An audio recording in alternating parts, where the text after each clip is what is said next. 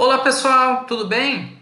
Bom, hoje a gente vai entrar numa matéria que ela é muito interessante e de extrema relevância no nosso meio jurídico, tá? Que trata a respeito de meios de prova no processo civil, especificamente a respeito de e-mails corporativos. Porque se a gente for analisar percentualmente, esse tipo de meio de prova ele ainda está sendo pouco utilizado pelos colegas advogados, ainda mais nessa nossa fase de transição para a era digital. Tá? Então, aqui eu já deixei uma frase em destaque, porque é sempre interessante a gente colocar em relevância essa questão dos detalhes processuais, tá? Que às vezes você vai conseguir o êxito na sua defesa realmente analisando o direito processual em si, não o direito material. Então, todos os processos, todos os cases reais vão ter essa distinção, então vale muito a pena ficar atento nos detalhes processuais. Então, aqui é a frase que eu coloquei em destaque. Muitas vezes, o êxito na defesa é alcançado via análise do direito processual.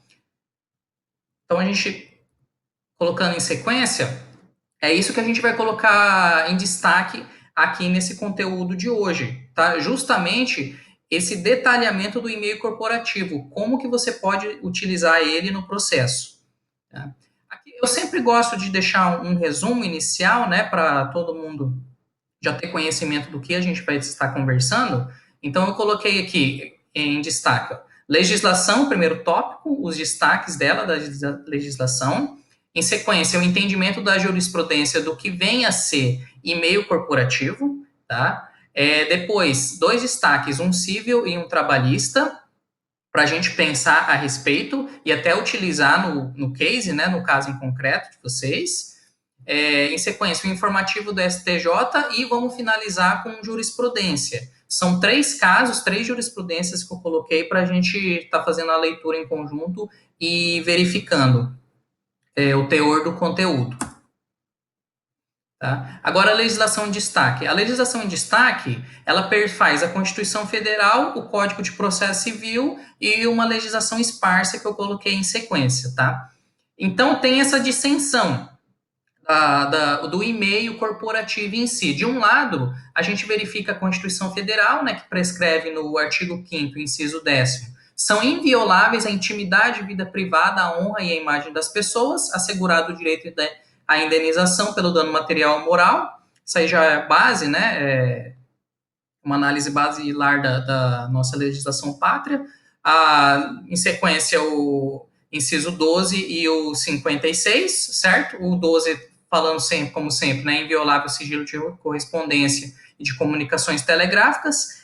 Aí aqui que eu quero colocar o destaque, que a gente vai verificar se a jurisprudência ela está definindo o e-mail corporativo como sendo correspondência pessoal, né, ou comunicação telegráfica, ou se ela tem uma definição divergente desse tópico, tá? E a parte aqui do inciso 56 são inadmissíveis no processo as provas obtidas por meios ilícitos. Então, a gente também vai conseguir verificar, analisando os casos em concreto, se a obtenção de conteúdos encaminhados via e-mail corporativo, se essa obtenção ela é considerada lícita ou ilícita no meio jurídico, tá? Deixa eu abaixar aqui um pouquinho. Aqui a parte do Código de Processo Civil, artigo 369, né, que já vem especificamente a respeito das provas, ó. As partes têm o direito de empregar todos os meios legais, bem como os moralmente legítimos, ainda que não especificados nesse código, para provar a verdade dos fatos em que se funda o pedido ou a defesa. Certo? Então, aqui, ó, a legislação esparsa e um tópico também do Código Civil para processos trabalhistas, para vocês verificarem a relevância desse meio de prova, de e-mail corporativo. Tá? Eu coloquei aqui em destaque a parte do empregador, mas só que vale sempre ressaltar que no caso em concreto a gente vai verificar, né, se o que houve realmente em si e qual vai ser o alinhamento técnico do juízo, né? Se vai ser favorável ao reclamante ou ao reclamado em si. Mas o que a gente tem que colocar em destaque aqui e colocar, né, óbvio, né, em destaque, em relevância, é a base desse estudo, sabe? O que vem realmente ser a definição de e-mail corporativo na legislação pátria e, por consequência, na jurisprudência, para vocês verificarem como vocês vão utilizar essa tese no case de vocês. Então, aqui, ó, olha que super importante, ó. Artigo 932 do Código Civil. São também responsáveis pela reparação civil. Inciso 3. O empregador ou comitente por seus empregados, serviçais e prepostos no exercício do trabalho que se competir, ou em razão dele. Então, esse artigo aqui em si, ele vai ter uma consequência muito grande nos cases reais. Esse aqui também pode ser um detalhe que você pode empregar na sua tese de defesa. Tá? E outro tópico aqui importante, que muitas vezes pode até passar batido para os colegas, quem ainda não tem esse conhecimento, é a respeito de processos empresariais, tanto de responsabilidade, certo? Deixa eu voltar lá.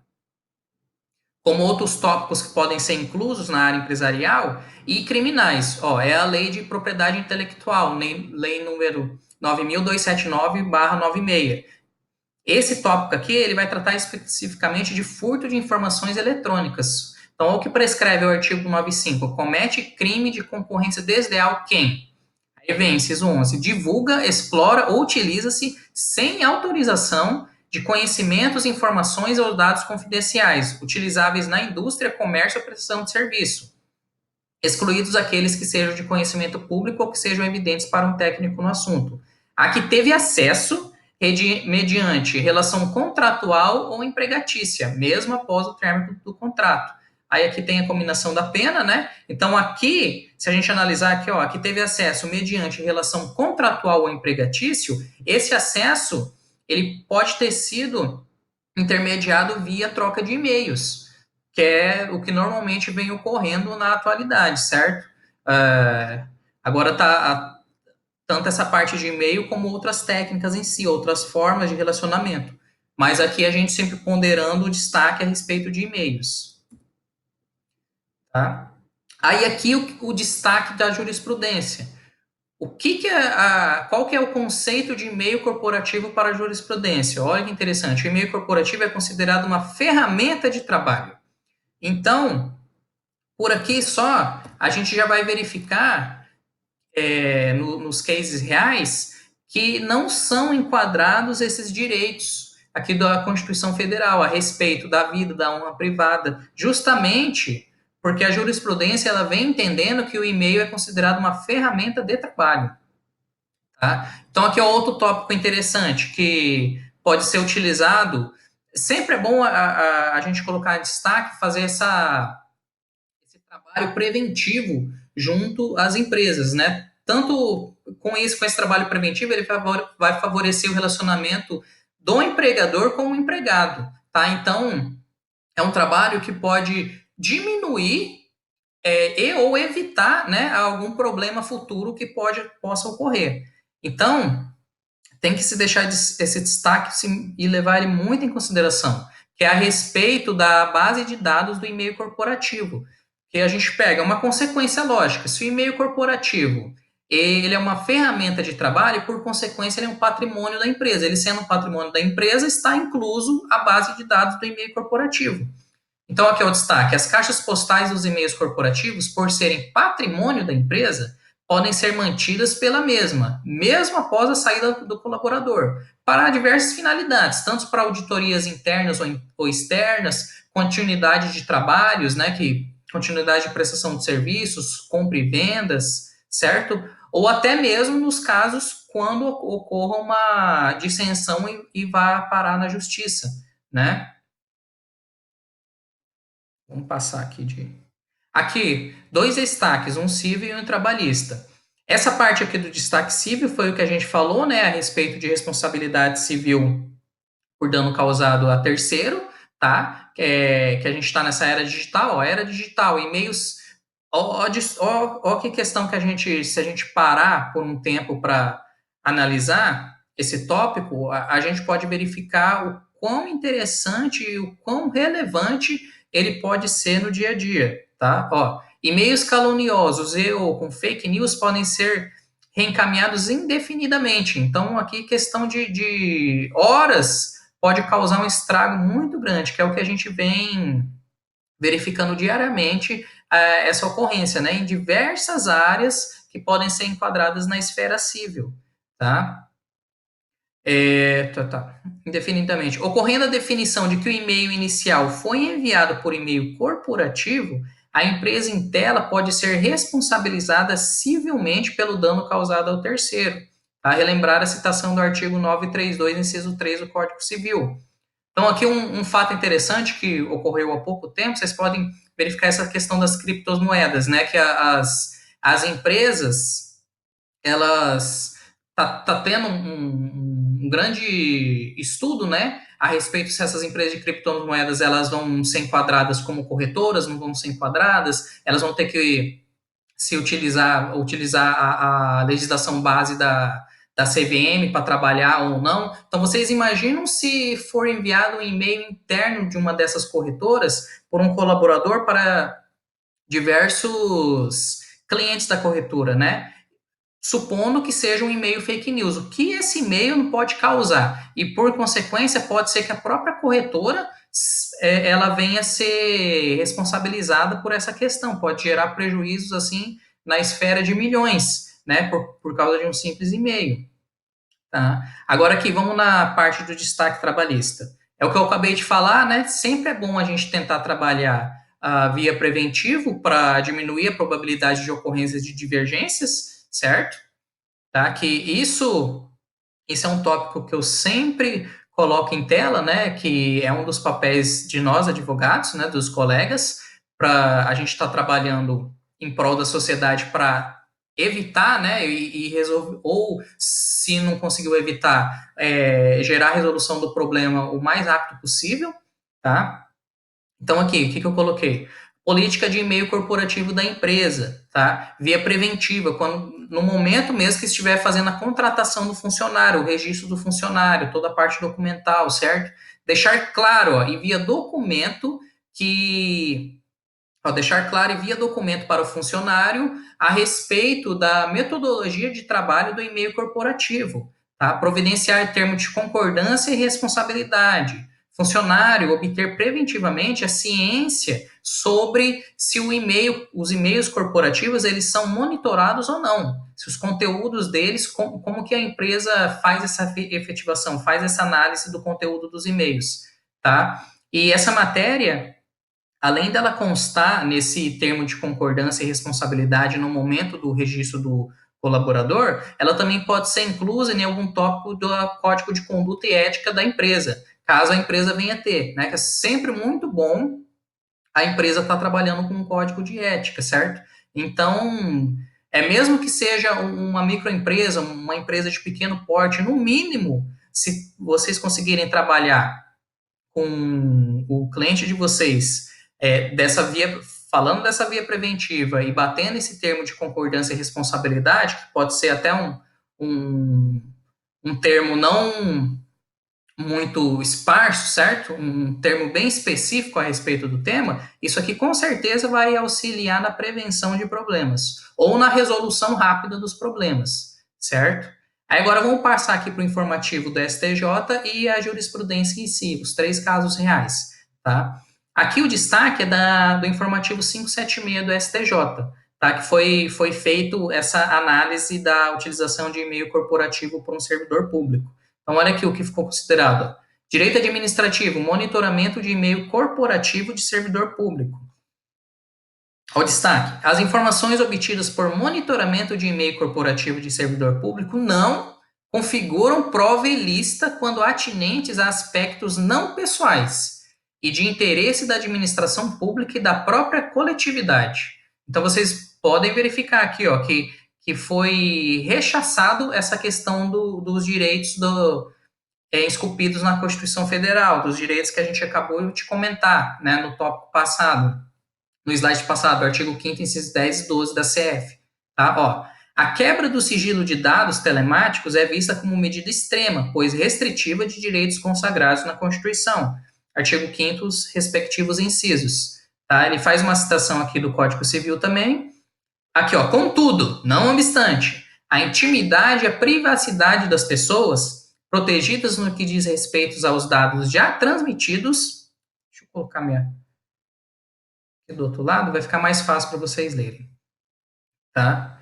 Não constituem direitos absolutos, podendo sofrer restrições, assim como quaisquer outros direitos fundamentais, os quais, embora formalmente ilimitados, isto é, desprovidos de reserva, podem ser restringidos caso isso se revela imprescindível à garantia de outros direitos. Tá? Então, aqui vem o nosso estudo do balanceamento de princípios fundamentais, certo? Quando vem choque, né? Quando ocorre esse choque de princípios, qual que vai se sobressair no caso concreto. Então, nesses casos concretos de e-mails corporativos, vocês já podem ver que fica definido que eles são considerados ferramentas de trabalho, então são excluídos os direitos consagrados na Constituição Federal nos respectivos, no artigo 5º, respectivos incisos que a gente vem teclando a todo momento, certo? Ó, no caso, não há de se falar em indevida violação de dados telemáticos, tendo em vista o uso de e-mail corporativo para cometimento de ilícitos. A reserva da intimidade no âmbito laboral, público ou privado, limita-se às informações familiares da vida privada, política, religiosa e sindical, não servindo para cobertar ilícitos. Então, vocês veem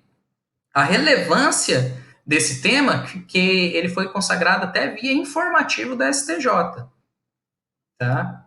Um informativo não muito recente, mas também não muito antigo, certo? 576. Aqui vamos já à jurisprudência. Tá? Essa aqui é uma ação civil, a ação de declaração de nulidade de títulos de crédito e inexistência de débito. Já em resumo, vou aqui informar para vocês que a empresa ela foi responsável, ocorreu a responsabilidade objetiva dela em estar pagando terceiro de boa-fé em uma negociação comercial, né? Uma negociação que foi fraudulentamente cometida por um ex-funcionário. Tá? Mas mesmo assim, o funcionário, qual que é a questão aqui? O funcionário utilizou o e-mail corporativo, o terceiro estava de boa-fé, ele não tinha o conhecimento que o funcionário estava cometendo essa irregularidade e a empresa teve que pagar. Então, houve aqui uma negligência da empresa em trabalhar de forma correta com o seu patrimônio, com a sua base de dados, com a sua ferramenta de trabalho disponibilizada ao colaborador. Então, vamos ler aqui de forma rápida. Compras e vendas celebradas fraudulentamente por ex-funcionário, que se apresentou como preposto da empresa, tá? Que realmente ele trabalhou na empresa por mais de 11 anos e ele realizou as negociações dentro das dependências da empresa por intermédio de e-mail corporativo. Então, o que ficou consagrado aqui nesse caso? Proteção vigorou. A proteção do terceiro de boa-fé, a validade dos negócios celebrados sob a égide de uma situação que aparentava-se como verdadeira perante a parte contratante. Se vocês, aqui está o destaque, né, o agravo em recurso especial, o número dele, se vocês acessarem ele no STJ, vocês vão verificar que, nesse caso, esse ex-funcionário não foi a primeira vez que ele fez essa negociação com a empresa, ele fez diversas negociações e no momento que ele não tinha autorização, ele cometeu essa irregularidade e a empresa foi obrigada a estar pagando. Justamente por isso que ficou determinado aqui, ó, sobre a égide de uma situação que aparentava-se como verdadeira perante a parte contratante, negligência da empresa. A empresa não se cercou dos cuidados necessários para impedir que um funcionário seu, utilizando-se de artimanha de todo o aparato da empresa, em case e-mail corporativo, firmasse negócios. Tá? Então, a empresa acabou arcando com o pagamento do negócio, acrescido dos honorários advocatícios, né, da ação. Tá? A jurisprudência 2, tá? É um case trabalhista, tá? Um case no qual a reclamada ela acessou a base de dados do e-mail corporativo e juntou no processo com um meio de prova, e aqui o reclamante, ele, em sua tese, ele começou a alegar que esse meio de prova, esse meio corporativo era uma prova ilícita, né? Mas ficou definido que não. Ó, vamos verificar aqui, ó. Articulo recorrente que as provas da demandada são unilaterais e obtidas de forma ilícita, com violação de correspondência. Tá? Ele tentando se basear na Constituição Federal, tá? Nos direitos fundamentais. Continuando. Constam dos autos que a reclamada descobriu e comprovou a quebra de fidúcia do reclamante, no caso, né? Tá errado. por se utilizar de e-mails corporativos da empregadora. Em se tratando de aparelho de informática do empregador, utilizado pelo empregado no âmbito de trabalho, não se constitui violação de correspondência, uma perícia efetivada pelo empregador em máquinas de sua propriedade, onde há e-mail corporativo de empregado, pois faz parte do poder diretivo do empregador, e assim vem decidindo o TST. Tá. Continuação desse case, tá? No caso em apreço, não houve invasão de privacidade ou de intimidade, mas quebra de fidúcia do empregado. Mau procedimento do mesmo. Ato prejudicial ao empregador, com previsão na CLT, portanto, fora do alcance da violação de correspondência, previsto na CF. Tá? Aqui ele vem aqui na questão da licitude ou ilicitude da prova, né? Quanto à ilicitude das provas colecionadas aos autos, notadamente os e-mails corporativos, esta corte tem entendido que o e-mail corporativo constitui, mais um destaque, ferramenta de trabalho fornecida pela empresa, não sendo possível compará-lo com a correspondência individual. Esta, sim, protegida pelo sigilo de correspondência, aos termos da Constituição Federal. Tá? Aqui, mais um case, né? Um case até com conteúdo até forte, né? É a mesma coisa que o ex-colaborador ele utilizou de e-mail corporativo em questão que não era do interesse da empresa, tá? E por utilização desse e-mail, a empresa acabou liberando, né, demitindo o colaborador por justa causa e ficou determinado dessa forma, tá? Ó, justa causa, divulgação do material, tá? Ó, assim, novamente, apenas o e-mail pessoal ou particular do empregado, socorrendo-se de provedor próprio, desfruta de proteção constitucional, direitos, né, constitucional da inviolabilidade.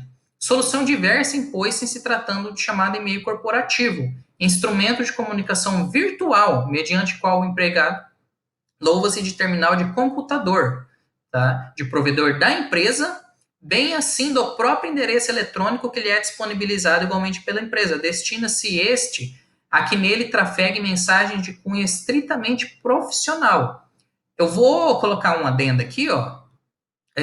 A gente pegou dois cases, né, reais que trataram a respeito dessa divergência e acabou prevalecendo essa parte de e-mail corporativo e são cases prejudiciais aos ex-colaboradores. Mas, por outro lado, a gente também pode verificar, se a gente fazer uma pesquisa mais aprofundada no tema, que as diversas reclamatórias trabalhistas, ainda com cunho de dano moral, no qual há assédios morais, e esses assédios morais, eles foram comprovados via e-mail corporativo também. Tá? Eu coloquei esse adendo justamente por esse tópico que ficou aqui finalizado nesse slide. Destina-se este, que é o e-mail corporativo, a que nele trafeguem mensagens de cunho estritamente profissional. Tá?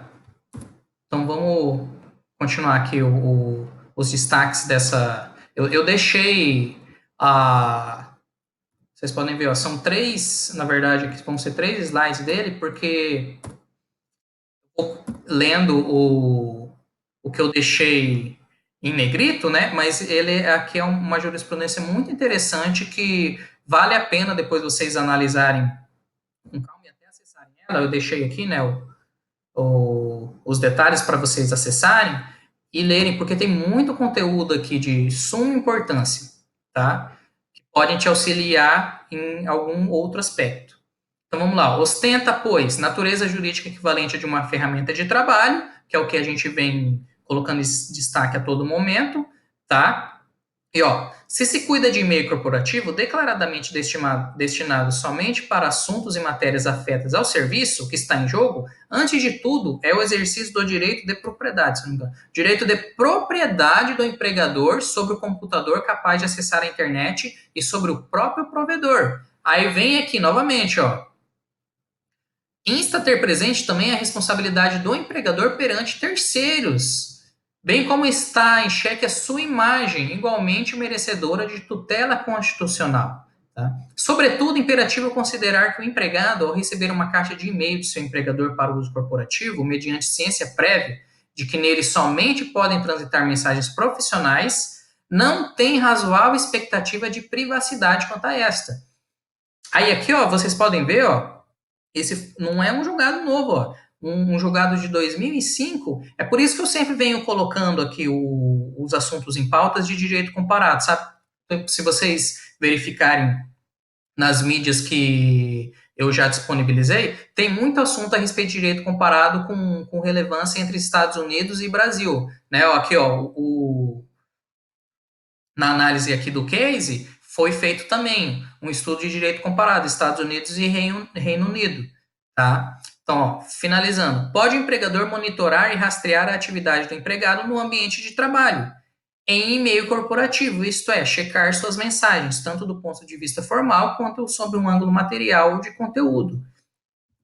Então, pessoal, essa última parte aqui que eu estou falando, que eu vem sendo a consequência, né? O e-mail é uma ferramenta de trabalho, por ser uma ferramenta de trabalho, ele é patrimônio da empresa, por consequência, os dados inclusos neles também são patrimônio da empresa, né? A base de dados, mas realmente é interessante.